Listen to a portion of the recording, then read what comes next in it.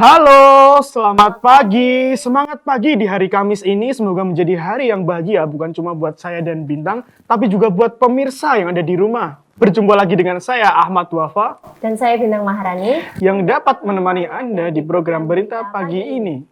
Dengan seputar berita-berita yang aktual dan terpercaya yang akan kami rangkum pada pagi hari ini dalam acara Sorot News. Ada sebuah isu yang sedang hangat diperbincangkan, yaitu tren judi online di kalangan mahasiswa. Berdasarkan penelitian terbaru, jumlah mahasiswa yang terlibat dalam judi online terus meningkat. Fenomena ini semakin memprihatinkan karena dampaknya yang sangat negatif terhadap generasi muda kita. baik dari segi akademis maupun psikologis. Lalu, apa saja faktor yang mendorong para mahasiswa terjerumus dan bagaimana kita bisa membantu untuk mengatasi masalah ini? Berikut liputannya. Siapa sih yang nggak ngerti judi online? Judi online merupakan permainan yang dilakukan dengan taruhan uang atau barang berharga lainnya yang dapat dilakukan oleh siapapun secara online. Menurut data Pusat Pelaporan dan Analisis Transaksi Keuangan PPATK, dalam periode 2017 sampai 2022 ada sekitar 157 juta transaksi judi online di Indonesia dengan jumlah total perputaran uang sebesar 190 triliun. Secara khusus saya ingin sampaikan, jangan judi, jangan berjudi, baik secara offline maupun online. Lebih baik kalau ada rezeki, ada uang, itu ditabung, atau dijadikan modal usaha. Dan sudah banyak terjadi karena judi, harta benda habis, terjual, karena judi suami istri bercerai, karena judi melakukan kejahatan, melakukan kekerasan, bahkan tidak sedikit yang menimbulkan korban jiwa. Judi itu bukan hanya mempertaruhkan uang, bukan hanya sekedar game atau iseng-iseng berhadiah, tapi judi itu mempertaruhkan masa depan. Baik masa depan diri sendiri, masa depan keluarga, dan masa depan anak-anak kita. Bagaimana pandangan Anda terhadap tren judi online di kalangan mahasiswa saat ini? Kalau pandangan saya sih, saya kurang sedikit tidak suka ya, karena dengan adanya judi online ini bisa ngebuat mahasiswa itu jadi keteteran, bahkan ya hancurlah kehidupannya, Kak. Karena dengan adanya judi online ini kayak ngebuat mereka jadinya terlalu fokus terhadap judi online dan tidak bisa fokus ke tujuan awalnya mereka buat ke kuliah itu apa gitu. Menurut saya judi online tuh malah membuat orang semakin terpuruk. Judi online tuh nggak ada untungnya sama sekali. Saya juga punya contoh teman yang yaitu kecanduan judi online sampai hartanya juga habis-habisan, terus uang bulanan juga habis buat slot, dan sampai ke pinjol juga. Bagaimana awal mula Anda terlibat judi online? Sejak kapan? Awal mula terlibat judi online tuh faktor lingkungan. Awal mula tuh tahun 2020 SMA kelas 1. Lihat temen menang sih, modal 50.000 bisa jadi 2 juta, 1 juta lah. Judi slot sih kebanyakan kayak Starlight Princess, Bonanza, Get Olympus. Terakhir bulan Mei minus rugi 15 juta. Saya terlibat judi online dari tahun 2020 bulan Oktober. Dan saat itu saya masih duduk di kelas 11 SMK. Saat itu diiming-imingi teman saya, karena teman saya mendapatkan jackpot yang sangat besar atau hadiah dari judi tersebut. Ya kalau saya sih buat senang-senang aja. Beda dari yang di luar sana seperti buat nutup hutang. Saya memainkan seperti slot dan togel sih, kebanyakan enggak coba seperti parley itu kayak judi sepak bola, seperti kasino online, terus adu ayam online. Pemain judi online kayak gini sih harusnya rugi, untungnya palingan 30 banding 70% yang kalah 70%, yang menang 30%. Ya kalau menang ya mungkin uangnya cuma buat beli barang atau enggak ya beli sesuatu yang pengen dari lama. Terus kalau kalah, ya kalau saya mungkin depo lagi. Saya menang paling besar ya 40 juta. Ya itu ya gimana rasanya orang dapat uang 40 juta setelah mendadak kan. Nggak tahu dong kayak apa, seneng, kayak nggak percaya aja. Saya sampai cubit diri, ini beneran nggak gitu. Lantas, upaya apa yang dapat kita lakukan untuk menghentikan praktik judi online? Pemerintah sudah melaksanakan tugasnya dengan cara melakukan pemblokiran situs judi online sejak 2018 hingga 2024. Di sisi lain, pemerintah juga terus secara serius memberantas dan memerangi perjudian online, dan sampai saat ini sudah lebih dari 2,1 juta situs judi online sudah ditutup. Dan Satgas Judi Online juga sebentar lagi akan selesai dibentuk, yang harapan kita dapat mempercepat pemberantasan judi online. Tapi sekali lagi, judi online itu sifatnya transnasional, lintas negara, lintas batas, dan lintas otorisasi. Sehingga salah satu pertahanan yang paling penting adalah pertahanan masyarakat kita sendiri. Pertahanan masyarakat kita sendiri. Dan juga pertahanan pribadi kita masing-masing. Oleh karenanya saya mengajak seluruh tokoh agama, tokoh masyarakat luas untuk saling mengingatkan, saling mengawasi, dan juga melaporkan jika ada indikasi tindakan judi online. Saya rasa itu. Nah, disitulah peran kita sebagai mahasiswa dalam menyikapi permasalahan tersebut. Kita dapat melakukan kampanye tentang stop untuk berjudi online yang sudah kita ketahui secara gamblang dampak-dampak negatifnya. Lihatlah kanan kiri kalian, apabila ada yang mengalami kesulitan untuk keluar dari dunia judi online, maka bantulah teman-teman kalian. Kita mulai dengan informasi dari Kota Yogyakarta. Penutupan tempat pembuangan sampah akhir Piungan telah berdampak signifikan pada beberapa tempat penampungan sampah sementara. Salah satunya adalah TPS Kalasan. Penutupan TPS Piungan menyebabkan penumpukan sampah di TPS Kalasan dan menyebabkan keresahan di kalangan warga. Selamat siang pemirsa, sekali ini saya sedang berada di tempat pembuangan akhir yang berada di Kalasan, Kabupaten Sleman, Yogyakarta. Penutupan tempat pembuangan akhir Piungan sejak beberapa hari lalu telah berdampak signifikan terhadap pembuangan sampah di Kalasan. Keputusan ini diambil oleh pemerintah daerah istimewa Yogyakarta sebagai langkah darurat untuk menangani permasalahan teknis di TPA Piungan yang sudah mencapai kapasitas maksimal. Penutupan TPA Piungan menyebabkan terhambatnya proses pembuangan sampah dari berbagai wilayah di DIY, termasuk Kecamatan Kalasan. Hal ini mengakibatkan penumpukan sampah di TPS Kalasan yang tidak terelakkan. Warga sekitar mulai mengeluhkan bau tidak sedap dan kekhawatiran akan timbulnya masalah kesehatan akibat penumpukan sampah tersebut. Oke pemirsa, kali ini saya sedang berada bersama narasumber dari TPS Kalasan, bernama Bu Sri ya. Bu Sri? Ya. Ibu Sri, apakah Ibu Sri sudah lama tinggal di dekat TPS Kalasan ini, Bu? Kurang lebih 3 tahun. Kurang lebih 3 tahun. Apakah Ibu Sri merasakan dampak dari adanya TPS Kalasan ini, Bu? Ada aroma-aroma yang begitu emang ada. Tapi juga kita menyesuaikan ya. Soalnya kan kemarin habis lebaran itu ya, sampah menumpuk ya. Ya. Emang kita kena dampaknya juga. Ketua TPS Kalasan Budi Santoso mengungkapkan kekhawatirannya. Mengetahui berapa lama sih TPS di Sleman ini telah lama beroperasi? Ini berdiri tahun 2013. Kalau bicara keseluruhan pasti ini kan yang bangunkan Kementerian PU. Iya. Kementerian PU ada apa? Tapi pada prinsipnya ini kan bagian dari fasilitas pemerintah yang sementara untuk pengelolaannya adalah masyarakat. Baik pemirsa, kali ini saya sudah bersama narasumber bersama Pak Iksanuddin ya. Apakah karena akibat TPS Piungan ditutup? Ya, sampah menumpuk, nggak bisa buang, tapi bisa ngolah, diolah gitu malah. Iya ya. Iya. Berarti cara pengolahan di TPS Kalasan ini seperti apa Pak? Cara pengolahan sampahnya? Ya, dari pelanggan itu dipilah yang masih bisa dipilah seperti ini, organik, plastik, botol. Nah, nanti sisanya itu dimasukkan ke mesin. Jadi dipilah pakai mesin gitu ya. Nanti yang organik sendiri, sisanya plastik semua. Jadi seperti itu non organiknya. Jadi yang pokoknya yang diambil cuma botol, plastik sama kertas. Yang ini.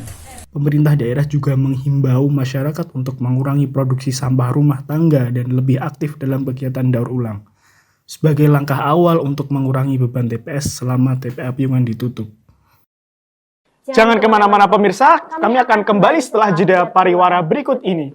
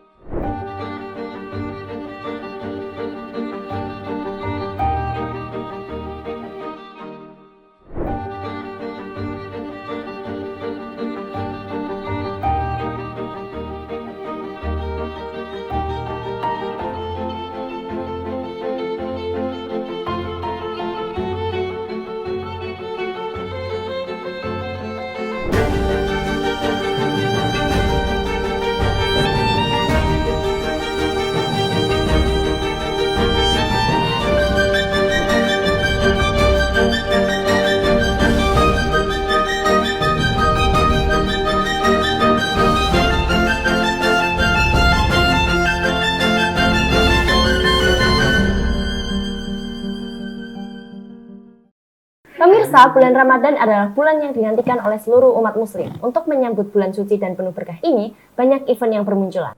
Salah satunya adalah Pasar Kauman yang menjadikan salah satu tempat favorit bagi warga untuk berburu takjil yang terletak di pusat kota Yogyakarta, yang selalu ramai menjelang waktu berbuka puasa. Ada beragam jenis makanan dan minuman khas Ramadan yang dapat ditemukan di sini. Untuk mengetahui lebih lanjut tentang suasana Pasar Kauman, berikut liputannya. Pemirsa Sorot News, kali ini saya sedang berada di Ngabuburit Engkauman yang lokasinya ada di kota Yogyakarta. Pada bulan Ramadan ini adalah event yang rutin diadakan setahun sekali. Mau tahu apa aja keseruannya yang ada di dalam? Ikuti saya.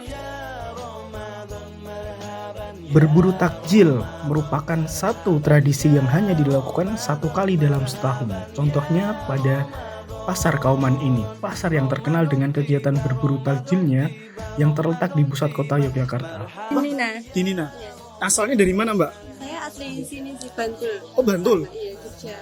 Ke Ngabuburit Engkauman ini udah berapa kali ya kalau boleh tahu? Baru sekali sih, cuma nyoba-nyoba aja ke sini. Mas Rizal Aiman. Mas Rizal Aiman. Iya. Mas Rizal ini asalnya dari mana kalau boleh tahu? Dari kebetulan Klaten sih, Mas. Oh, dari Klaten. Iya. Dapat info Ngabuburit Engkauman ini dari mana? Dari TikTok, kayak lewat FYP. Oh, dari TikTok ya? Dari FYP ya?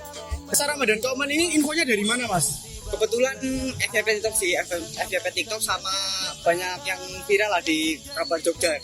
Berarti dari sosial media ya? Iya, sosial media. Udah berapa kali nih, Mas, ke Pasar Ramadan Kauman? Kebetulan baru sekali sih nyoba-nyoba sih. Pesan-pesan Mbak setelah Mbak mengunjungi Pasar Kauman ini gimana? Cukup lumayan ramai ya, soalnya banyak juga kayak gini. Terus menurutku ini bisa majuin UMKM juga ya. UMKM Jogja ya? UMKM, terus kayak ini kan nggak selamanya ada gitu iya, juga kan. 1 tahun sekali ya? Iya. Kesan-kesannya ya sangat bagus pasarnya, terus banyak jajanan yang murah, terus banyak jajanan daerah juga, terus beragam juga jajanannya, dan tempatnya unik sekali menurut saya. Jadi senang ya Mas setelah berkunjung ke sini? Senang sekali. Pasar Kauman menjadi pusat perhatian di bulan Ramadan ketika umat muslim berkumpul untuk mencari takjil di sini sebagai pembuka puasa mereka. Di pasar yang ramai ini, pengunjung akan disuguhi dengan berbagai macam takjil tradisional yang lezat dan menggugah selera. Di sepanjang jalan Pasar Kauman, pengunjung juga dapat menemukan berbagai macam makanan dan minuman untuk berbuka puasa yang ditawarkan oleh pedagang kaki lima. Mulai dari nasi goreng, sate, hingga es kelapa muda yang segar, semua bisa ditemukan di sepanjang jalan Pasar Kauman. Oke, itu tadi keseruan kita, Sobat Sorot News. Kita udah main di Pasar Ramadan Kauman, juga udah mewawancarai pengunjung-pengunjung yang ada di dalam. Sekian, terima kasih. Sampai jumpa. Masih seputar tentang Pasar Ramadan, selain Pasar Kauman, ada juga Pasar Ramadan Jogokarian yang juga dijadikan untuk berburu takjil. Pasar ini yang selalu ramai dipadati oleh puluhan lapak takjil yang beraneka ragam, yang menawarkan berbagai macam jenis makanan dan minuman untuk berbuka puasa. Selain berburu takjil, masyarakat juga berkumpul di lingkungan Masjid Jogokarian untuk mendapatkan takjil gratis. Masjid Jogokarian menyediakan 3.500 takjil yang disediakan setiap harinya. Warga merasa terbantu dalam menjalankan ibadah puasa mereka. Hal ini juga menjadi momentum bagi mereka untuk meningkatkan kegiatan beramal dan berbagi dengan sesama. Bagaimana keseruannya pemirsa? Berikut liputannya. Sore hari menjelang waktu berbuka puasa adalah waktu yang tepat untuk berburu takjil yang ada di sini. Saat ini saya berada di kawasan yang tak jauh dari pusat kota Yogyakarta, yaitu di Kampung Ramadan Jogokarian atau biasa disebut dengan KRJ. Di setiap tahunnya di bulan suci Ramadan, kawasan ini selalu ramai dipadati oleh para pengunjung yang ingin menghabiskan waktu berbuka dengan membeli aneka takjil yang ada di sini. Seperti apa keseruannya? Yuk ikutin saya.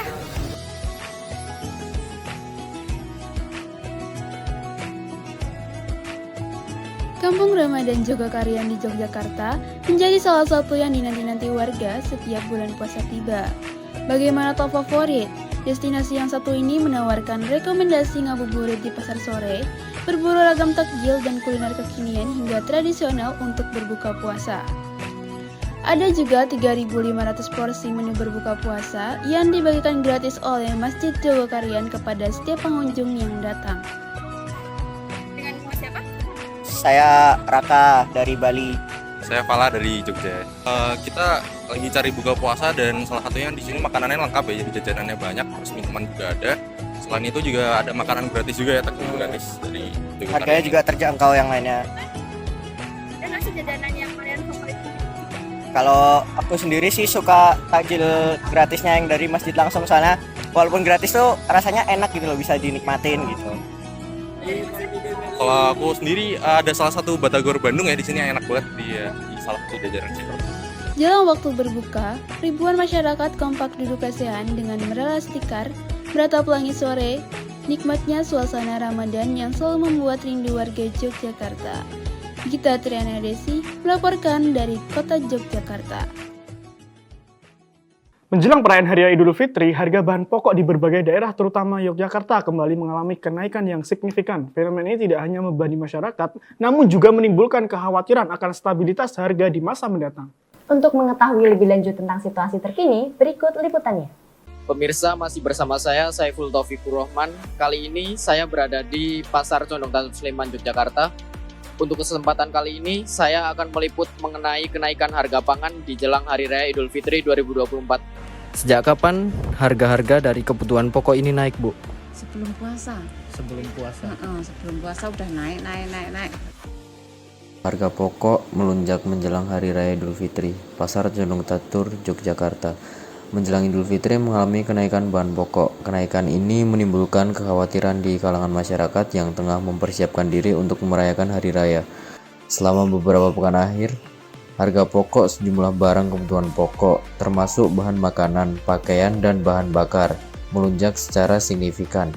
Dengan kenaikan harga yang signifikan ini, masyarakat dihimbau untuk lebih bijak dalam berbelanja dan mempersiapkan diri menghadapi lonjakan biaya menjelang Idul Fitri. Dari Yogyakarta, Saiful Taufikur Rahman melaporkan. Permintaan akan uang baru untuk keperluan bagi-bagi THR atau tunjangan hari raya semakin meningkat. Fenomena ini terlihat dari semakin banyaknya masyarakat yang memanfaatkan jasa penukaran uang baru di berbagai tempat. Untuk mengetahui lebih lanjut tentang situasi terkini dan bagaimana masyarakat merespon jasa penukaran uang baru ini, berikut liputannya. Selamat siang pemirsa, masih bersama saya Ahmad Wafa, dikabarkan dari kota Yogyakarta. Kali ini saya berada di kawasan Taman Pintar. Kali ini saya akan meliput tentang fenomena penukaran uang menjelang Hari Raya Idul Fitri tiba. Di sepanjang jalan Taman Pintar Yogyakarta sudah terlihat banyak warga yang berdatangan untuk menukarkan uang tunjangan Hari Raya atau THR menjelang Idul Fitri. Banyak warga yang berdatangan ke area penukaran uang di Taman Pintar untuk menukarkan uang dengan jumlah nominal besar akan ditukarkan dengan pecahan nominal kecil yang telah ditetapkan. Proses penukaran dilakukan dengan lancar dan tertib. Pemirsa, kali ini saya sudah bersama Pak Marbowo selaku pelaku jasa penukaran uang. Mari kita bertanya-tanya. Izin bertanya Pak Marbowo. Siap. Kalau Lebaran gini biasanya banyak gak sih orang yang menukarkan uang dari nominal besar ke yang seperti ini? Banyak Mas, banyak peminatnya banyak. karena untuk bersiap itu bagi-bagi kepada saudara itu banyak yang menukarkan uang. Menjelang Lebaran ya Pak, buat ponakan-ponakan ya. Terus uang yang seperti ini diambilnya dari mana Pak? Dari Bank Indonesia kah atau dari? Karena penukaran sulit, saya ngambilnya dari tangan ketiga. Itu ya, itu saya tidak tahu, yang katanya itu mengambilnya dari luar Jogja. Oh, dari luar Jogja? Iya. Terus kalau misal sudah selesai ini jumlah uang yang seperti ini belum habis, akan seperti apa? Ataukah dikembalikan ke tangan ketiga atau disimpan? Karena ya, ini dari tangan saya juga, saya kembalikan ke tangan ketiga. Berarti dikembalikan ya Pak? Iya. Oh ya seperti itu, berarti dikembalikan ke tangan ketiga ketika sudah selesai Lebaran, pemirsa. Dibincangkan oleh seluruh masyarakat, baik secara digital maupun secara langsung. Ratusan jemaah Masjid Aulia di Gunung Kidul, Yogyakarta merayakan dan menggelar sholat Idul Fitri pada Jumat 5 April 2024. Sholat Id tersebut digelar di salah satu tempat rumah imam Masjid Aulia di Temu Ireng, Girisoko, Panggang, Gunung Kidul, Yogyakarta. Berikut liputannya. Pemirsa, masih bersama saya Bintang Maharani. Pada kesempatan kali ini saya sedang berada di Desa Temu Ireng, tepatnya ada di Panggang, Gunung Kidul, Yogyakarta, untuk meliput sholat Idul Fitri yang dilakukan secara terlebih dahulu dari pemerintah. Fenomena ini sudah dilakukan secara bertahun-tahun pada jemaah Aulia. Ada perbedaan suasana atau pengalaman dalam pelaksanaan sholat Id kali ini dibanding dengan tahun-tahun sebelumnya, Pak? Perbedaannya yaitu kan di sini hanya manut perintah guru, mulai dari Kamis, terus hari raya nanti sekarang. Kalau dulu nggak ada perbedaan, tapi sekarang habis corona itu semakin ada perbedaan. Tapi perbedaan itu saya tidak tahu, hanya saya tunjuk pada guru Samina, pada Pak Ibnu Hajar. Apakah ada perbedaan jamaah nggak Pak dari tahun sekarang sama tahun berikutnya? Nggak ada. Bagaimana pandangan jamaah ini tentang pentingnya kebersamaan dan solidaritas umat Islam dalam momen perayaan sholat Id? Saya tidak akan membedakan antaranya besok dengan sekarang. Percaya saya hari ini karena saya diperintah dulu. Saya tidak akan membedakan satu dengan yang lain. Saya menghormati satu dengan yang lain. Lain pendapat itu kan biasa. Jemaah Masjid Aulia di Desa Temu Ireng, Girisoko, Panggang, Gunung Kidul, Daerah Istimewa Yogyakarta melaksanakan sholat Idul Fitri 1445 Hijriah terlebih dahulu pada Jumat 5 April 2024. Peristiwa ini menghebohkan masyarakat karena selisihnya cukup jauh dengan pemerintahan maupun ormas Islam lainnya di Indonesia. Untuk kebersamaannya, untuk jamaah Aulia ini sangat baik sekali ya. Kebersamaan di masyarakat, di lingkungan itu sangat baik. Muhammadiyah dan NU melaksanakan sholat Idul Fitri bersamaan pada Rabu 10 April 2024. Perayaan Idul Fitri dihadiri ratusan jamaah. Masjid Al-Bayan Kuamang Kuning 14 Bungo, Jambi menggelar sholat Idul Fitri hari ini yang dipimpin oleh Imam Ustadz Asep dan sebagai khotib Ustadz Kamiluddin. Dalam ceramahnya, khotib menjelaskan syafaat puasa di bulan Ramadan dan anugerah-anugerah surga serta keutamaan Hari Raya Idul Fitri. Di Tambun, Bekasi, puluhan warga melaksanakan sholat Idul Fitri di Masjid Al-Hidayah yang dipimpin oleh Imam Ustadz Subiono dan sebagai khotib Ustadz Nur. Dalam ceramahnya, khotib menekankan beberapa hal mengenai akhlakul karimah. Di Yogyakarta, tepatnya di lapangan Ambar Ketawang Gamping, masyarakat Muhammadiyah melaksanakan sholat Idul Fitri. Yang dipimpin oleh Imam Ustadz Makmur dan sebagai khotib Ustadz Rujito. Dalam ceramahnya, khotib memberikan pesan persaudaraan di Hari Raya Idul Fitri. Jangan kemana-mana pemirsa, kami akan kembali setelah jeda pariwara berikut ini. Kulit kusam dan bekas jerawat kehitaman, inilah rahasianya. Alpha Skin Your Skin by Alpha Arbutin Serum. Formula inovatif dari Alpha Skin dengan kandungan Alpha Arbutin 3% dan ekstrak berberry, cranberry, dan beberapa jenis pil. Dengan Alpha Skin Alpha Arbutin, menyamarkan tampilan bekas jerawat kehitaman, meratakan warna kulit, dan mencerahkan kulitmu secara alami. Mampu memberikanmu kulit yang lebih cerah, lebih merata, dan lebih sehat. Mulai hari ini, berikan kulitmu sentuhan kecantikan alami dengan Avaskin Alpha Arbutin.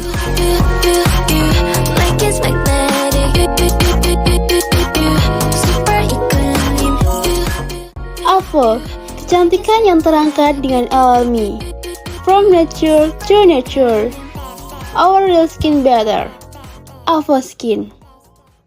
Berita selanjutnya, pemirsa, liburan Hari Raya Idul Fitri bisa dimanfaatkan untuk berkunjung destinasi wisata di Indonesia.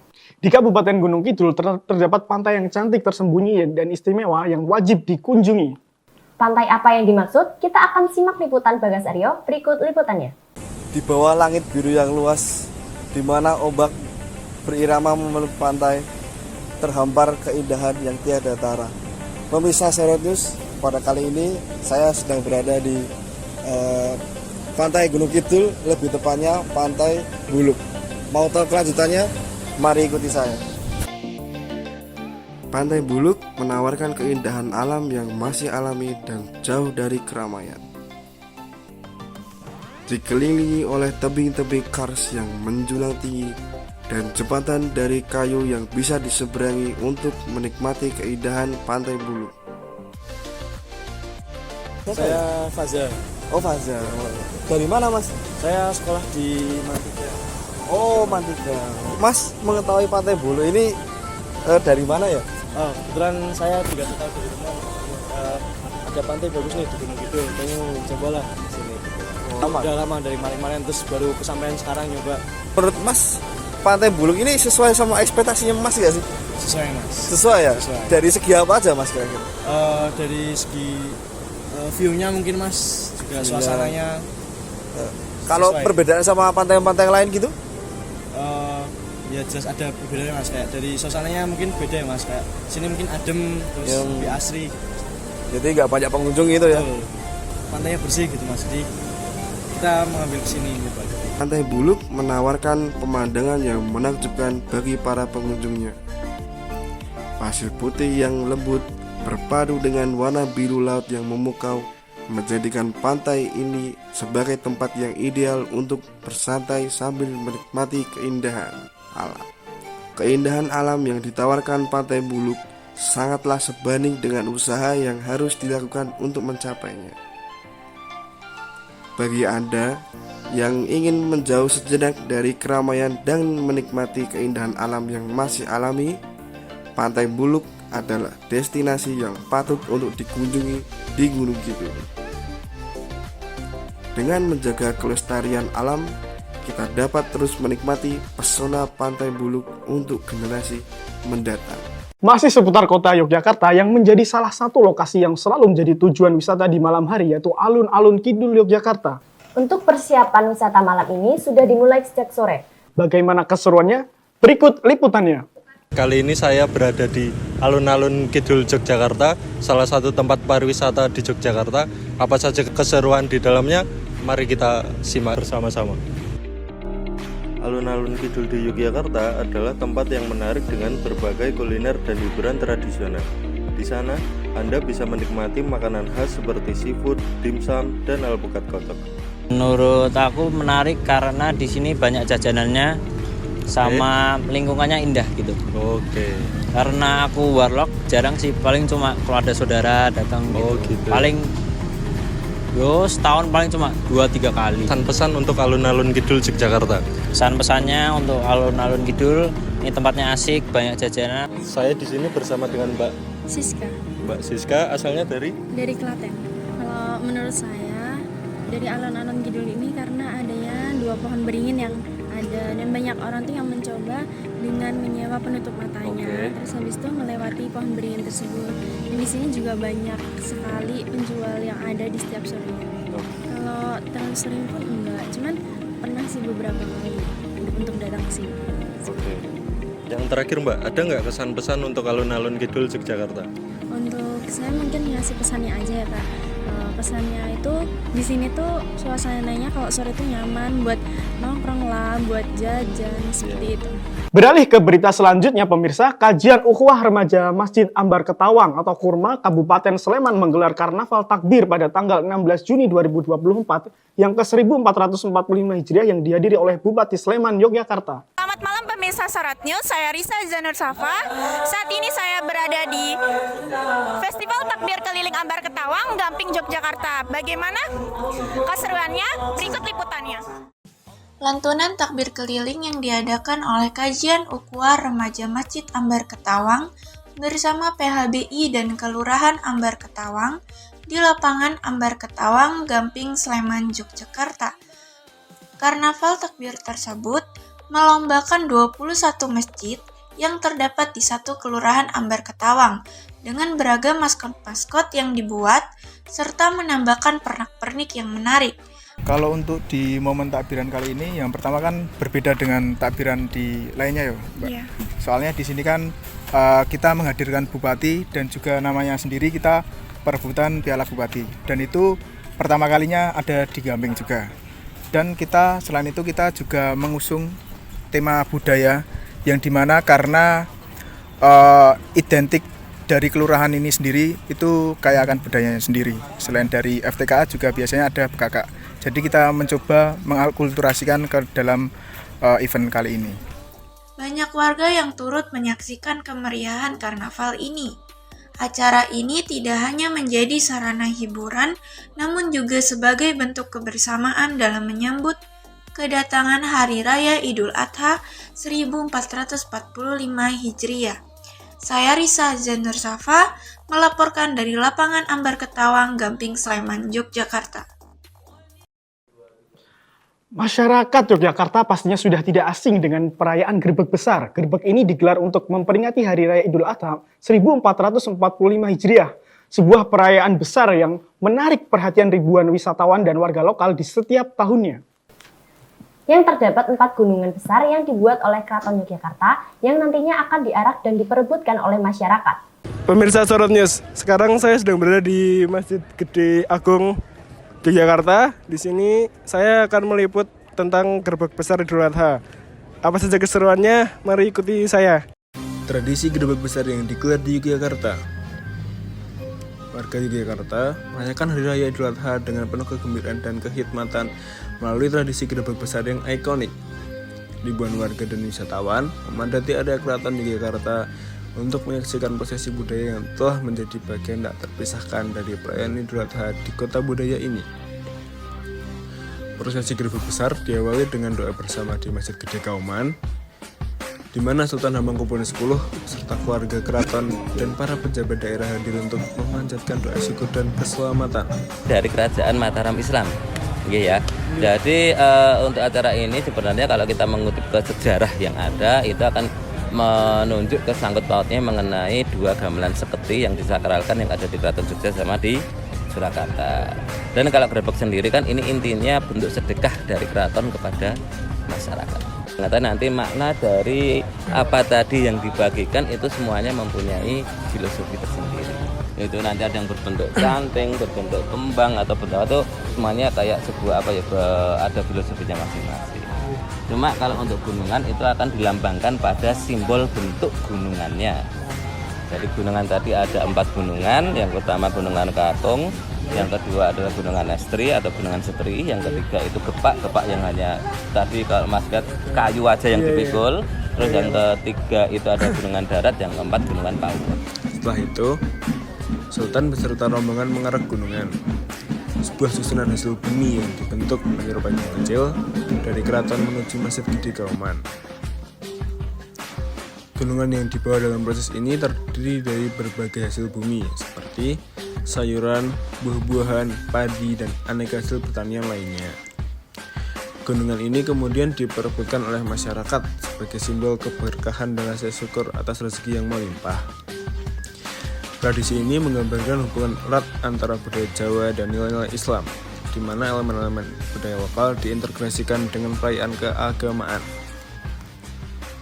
Dan saudara, informasi tadi sekaligus mengakhiri perjumpaan kita di Sorot News Berita pagi ini. Saya Ahmad Wafa. Dan saya Bintang Maharani. Pamit undur diri. Sampai jumpa. Salam News TV.